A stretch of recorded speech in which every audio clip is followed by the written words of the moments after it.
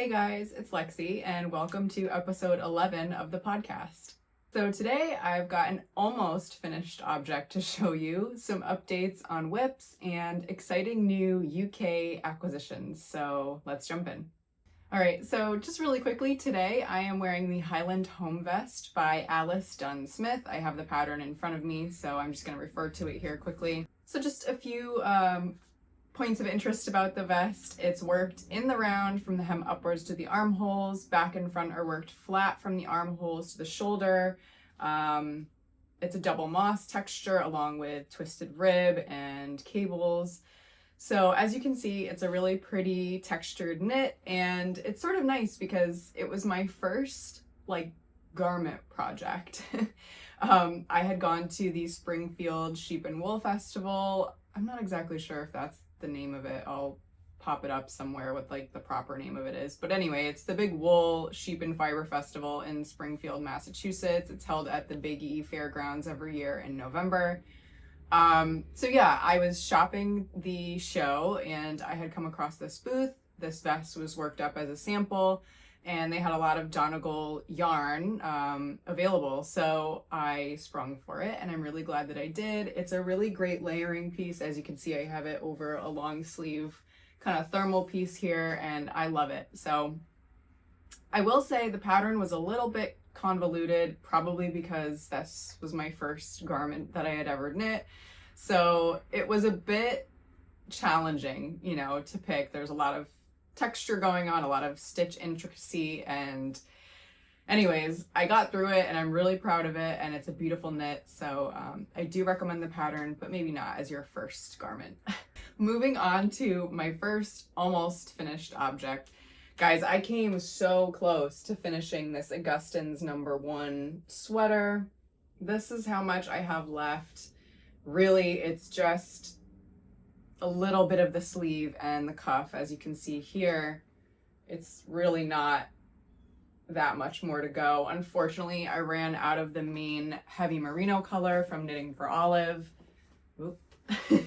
Unfortunately, I ran out of the main Knitting for Olive heavy merino color, the oatmeal colorway. So I did have to order one more skein. I thought about ripping back that other sleeve and making it just a bit shorter because they are quite long, but I don't know. I just decided I don't want to compromise the sleeve length. So I purchased the extra skein and it is in the mail on the way to me. And hopefully I will have it finished, done and dusted for the next podcast. It's funny, my mom and I were actually talking about this type of pattern, and I know a couple of podcast episodes back I mentioned that, the ticking, this,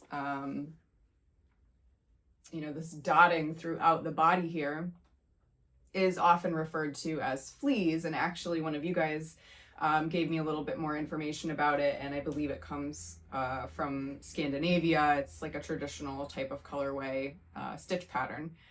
But my mom was talking about it with me and she said that she kind of grew up referring to it as a bird's eye pattern, which I know I've heard before, and I know that even now it's still sold today. I think it was LL Bean or Land's End or something that she was looking at where she kind of, it jogged her memory, and that's what it has been referred to here for many years. So I'm sure it comes from much older stitch patterns, perhaps from, Scandinavia or something like that. But yeah, so it's interesting how, names change, and maybe bird's eye was more marketable. It's probably nicer than fleas, but either way, really interesting. And, I love hearing things like that. It's definitely kind of adds to the richness of an overall design or pattern. So yeah, just sort of a fun little tidbit there. So the next work in progress I want to share with you guys is my Lavinia sweater. This is the test knit that I'm doing for Lily Kate Makes. And this is where I am at. Unfortunately, I am a little behind on progress here. I apologize for the light shifting. We're working with natural daylight, so Mother Nature does what she wants to do, right? So, like I said, I got a little behind on this test knit with my wedding and then our recent trip to the UK. We got back fairly recently, and I know this test knit is due probably within the week. So I'm working on it as fast as I can. I will say this stitch pattern, it's beautiful and I love it. And I think it's really a nice pattern. It's being worked up in one strand of mohair. I'm using soft silk mohair by Knitting for Olive in the colorway Copper, and I love it. But it is really tricky to work with this mohair, and I knew that going into it. I knew it would be sort of kind of a bear, you know, if I made a mistake, and I have made mistakes in this, and it's really easy to sort of drop a stitch or accidentally knit two stitches together, because not only are you dealing with that silk core in the middle, but then you're dealing with the mohair halo, which sometimes gets wrapped around the needle and can look like its own stitch. So my stitch count has been off by 1 a few times, so I've had to increase just to get that stitch count back on track. I don't think you can really tell, and you guys will have to let me know what you think. I think for the most part it looks pretty uniform and I am happy with it. I am just about at the point where I'm going to join the front and the back in the round and start to work the body. So, you know, I'm hoping to have it done within the week, but realistically, I don't know if that's something that's actually going to happen. I did give it my best. You guys know how it is. Sometimes life just sort of gets in the way, comes first, all that. So it's beautiful. I'm excited about it. I think it's going to be a really nice finished knit for the fall. But yeah, I think between, you know, being a little intimidated by dropping stitches or making mistakes, it just kind of caused me to maybe not reach for this all the time. And that's something I'm learning about myself. You know, maybe I wouldn't have chosen to work this pattern if that's how I was going to feel about it. But regardless, it's going to be beautiful and I am excited to have the finished object. It's just taking me a little longer than I had hoped. So there's that. My next work in progress is a travel project I started very recently for our honeymoon to Ireland and Scotland, and we had a fantastic time. If you guys have been following me on Instagram, you will have seen in my stories that we traveled through Ireland. We went to Dublin, Killarney, Ennis, and Galway, and then we went to Scotland to see the Isle of Skye, and then we kind of ended our trip in Edinburgh. So really, we got to see some gorgeous, just gorgeous everything, gorgeous landscape, gorgeous food, gorgeous people. You know, the people are just so friendly, and it was a really nice experience for us. So super thrilled about it. And this was the project that I brought with me to work on it while I traveled. So this is actually the Olga sweater by PetiteKnit. Now I know that her sweater is striped, and like I mentioned, I do love stripes, but for the sake of traveling with the project, I sort of just wanted something very simple, plain stockinette. I didn't want to have to manage colors, and I wanted it to be, you know, a pattern that I jive with, a writing style that I jive with, and just kind of an easy construction. So I felt like, you know, PetiteKnit checks a lot of those boxes. This was kind of a pattern with a weight yarn I was interested in using, so I decided to do a solid color here. And I'll link it down below. It's Pure Gint by Sandnes Garn, and I think the color is called Blackberry Juice, but you guys can check below just to make sure. But yeah, it's going really well. It's knitting up very quickly. I think I'll have this done fairly soon, and then now I think I might want to do a striped version. So I could see that being in my future plans fairly soon, but I think this is a really pretty color as we move into fall and winter. No real issues here. I mean, you know, working on the plane, it is what it is when you have to join a new ball of yarn. I was trying to spit splice in my chair. Well, not spit. I mean, we're not spitting in, you know, in public on a plane, God forbid. But, you know, just trying to like join pieces of yarn together and manage all that. And, you know, the general, like space constraint you have when you're traveling. I feel like this was a good project for it though. I mean, yeah, you're going to have to join yarn. Obviously, you're going to go through more than one skein of yarn. So all things considered, I do actually think this was a nice project to choose, and it's going to be a really pretty stockinette sweater when it's all said and done. So yep, this is the progress so far. We're getting there. We joined in the round. Done a couple of inches there. Hopefully you can see. But yeah, I'm happy with this progress. All right, so now let's get to some exciting acquisitions that I picked up while I was in the UK. So firstly, I visited This Is Knit in Dublin, Ireland. I'll pop up some video footage again. If you follow me on Instagram, you may have seen my visit to their shop. It was such a nice experience. The people there were really wonderful, very helpful, and just kind, which is ultimately what you want, right? When you're going yarn shopping or shopping at all.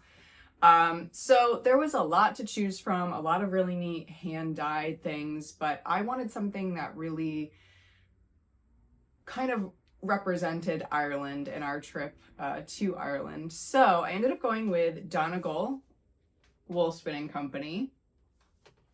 Hopefully you can see here. So it's a really pretty tweedy kind of rustic yarn. It's spun in Kilcar County, Donegal, Ireland.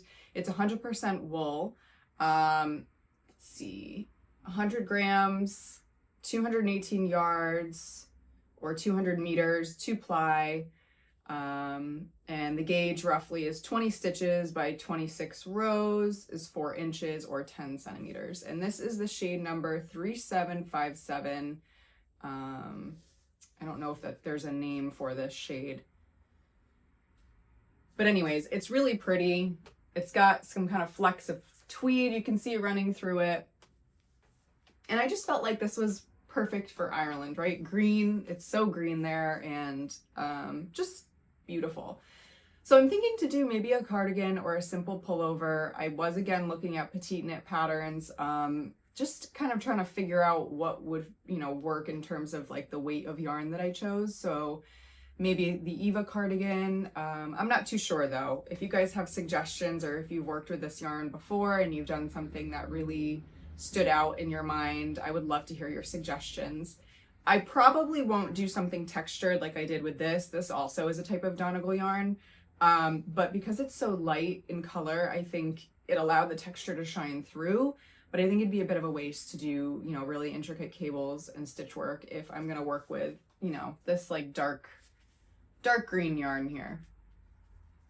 So yeah, I have quite a few skeins. I think I have 8 skeins just to make sure that I had enough for whatever project. And then that way, if I have extra, I can do fingerless mitts or a hat or something like that. But really excited, and I loved that shop. I, wish I had time to visit, more places, but I am glad I got to this one shop. I think it was a nice representation of the area, and it was right downtown in like the city center and very walkable and easy to get to. Actually, there were restaurants and bars and other shops within the little shopping center that it was set in. So I recommend it highly if you guys are planning a trip to Dublin, and hopefully I'll be able to visit again soon. All right, and my last acquisition is quite involved. This was picked up when we stopped in Edinburgh at Be Inspired Fibers, and I had it in my head that I wanted to do some kind of Fair Isle knit. Now, I've never done a Fair Isle knit. I know they're quite involved, and it takes a lot of skill to be able to choose colorways that work together. So I was doing some research before we left. I was checking to, just see if there were any patterns that piqued my interest that perhaps, I could have in mind if I were to go shopping for some yarn. So I did have a few Marie Wallin patterns that were appealing to me, and there were a few other designers as well, but ultimately I did end up picking a Marie Wallin pattern, and it's her Keris vest. So I'll pop up a picture on the screen if you're not familiar with it. It will also be linked below on Ravelry.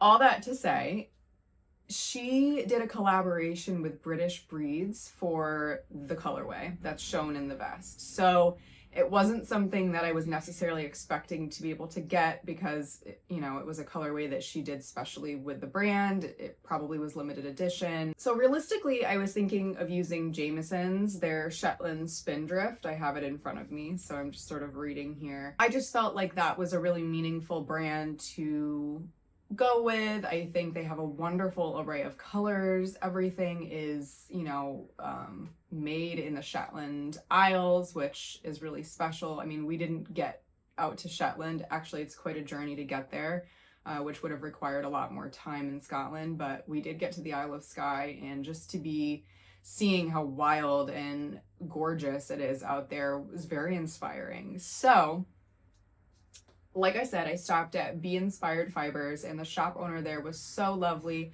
Unfortunately, I didn't get any footage of the shop or my experience there. When I tell you guys, I was like knee deep in yarn. It was almost comical. I mean, it was really funny. That shop is chock full, and she had such a great selection of Jamiesons. So I told her kind of what I was after. I told her that I was looking to do the Karis vest by Marie Wallen, and, you know, she told me she didn't have the British breeds, but I told her that that's okay, you know, I'm happy to use Jamiesons. So because I haven't picked out colors for a Fair Isle project before, you know, I told her I'm kind of lost. I'm not really sure how to go about it. So she was so generous and kind with her time, and she helped me pick out like a full array of colors. I'm going to try to go through as many as I can with you guys here. I'll try to link as much as I can below. But there's quite a few colors, and I'm not sure how it's going to work up. So I tried to pick things that were equivalent to what was recommended in the original pattern, you know, maybe going a bit warmer or a bit cooler, but generally sticking, you know, if it was a pink, I went for a pink. If it was a green, I went for a green. So let me just review them now. So this color is 186 Sunset.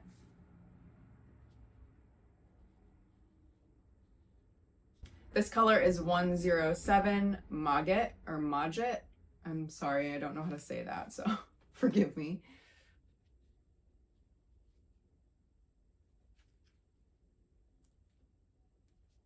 Color 273 Foxglove.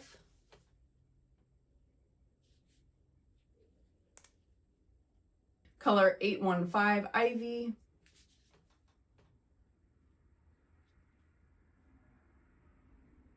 Color 290 Oyster.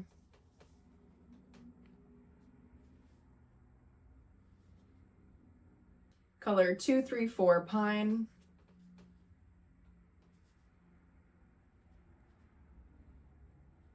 Color 768 Eggshell.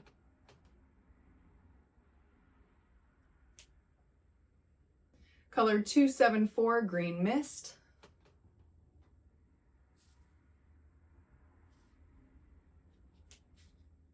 Color 524 Poppy.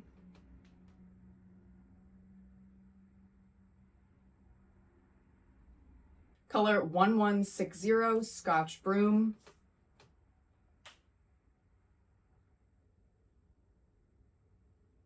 Color 118 Morit. Shayla.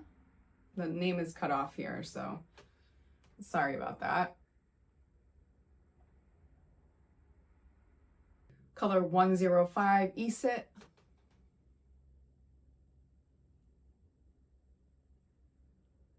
Color 232 Blue Lovett.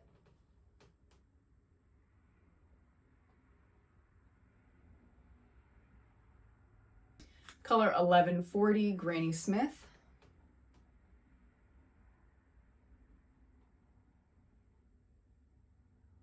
Color 343 Ivory.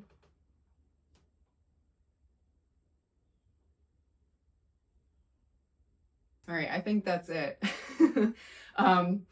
Sorry if some of these balls look a little mangled. So a little bit of a side note, our bags did not quite make it back as soon as we did. So we had a connection from Edinburgh to Dublin, and then we flew from Dublin back to Connecticut. And the flight coming from Edinburgh into Dublin was a little delayed, and so our bags did not make it onto the plane with us as we were traveling back to Connecticut, which was kind of a headache. Luckily, we weren't the only people whose bags this happened to. Pretty much everyone making that connection didn't receive their bags in Hartford. So luckily, they were found and they were delivered to us the following day, but that meant that the bags kind of got, you know, tossed around a little extra. So I'm really glad that they made it, because otherwise all this yarn and all of the, fun special things that we purchased on our trip would have been lost. Not to mention some hand knits. Like, I brought this vest with me. I brought my Cosima sweater with me that I recently finished. And I would have been really upset if those didn't make it back. And I know that does happen, and it's just awful. But anyways, all's well that ends well. We got our bags back, and it truly was a beautiful, wonderful trip. I can't say enough great things about the countries that we visited, and we definitely would love to go back sometime in the near future. So that pretty much wraps up what I have for you guys today. A quick note on the Cosima sweater, or Cosima sweater. I'm sorry I keep like bopping back and forth in my pronunciation of that. I did look it up. It doesn't seem like there's one specific way to pronounce it, but you guys can correct me if you know better. Regardless of all of that, I am pretty sure that pattern will be released by Gregoria Fibers in the next week as I'm filming this, so I'm hoping to have the vlog to you fairly shortly after that pattern is released.